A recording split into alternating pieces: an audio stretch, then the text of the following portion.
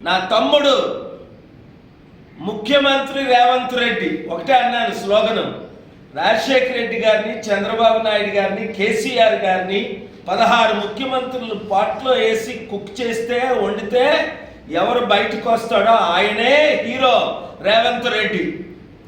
నేను కొంతమంది కాంగ్రెస్ నాయకులకు వార్నింగ్ ఇస్తున్నా, మీరు కూడా ఎన్టీ రామారావుకి వెన్నుపోట పొడిచినట్టు రేవంత్ రెడ్డికి వెన్నుపోట పొడిచి ముఖ్యమంత్రి అవ్వాలని ఒక నలుగురు ప్రయత్నిస్తున్నారు. గుండె గీసేస్తా, పైకి పంపించేస్తా, ఒళ్ళు దగ్గర పెట్టుకొని ఉండండి.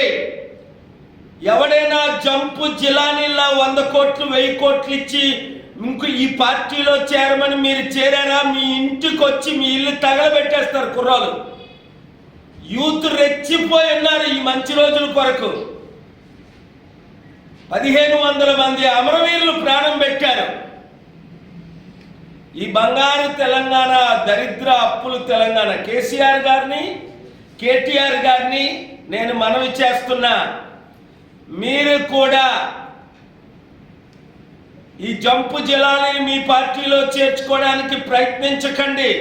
ఎందుకంటే ఉన్నారు, వాళ్ళు ఎవరో నాకు తెలుసు.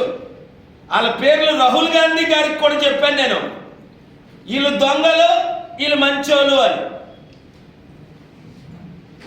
ఇప్పుడు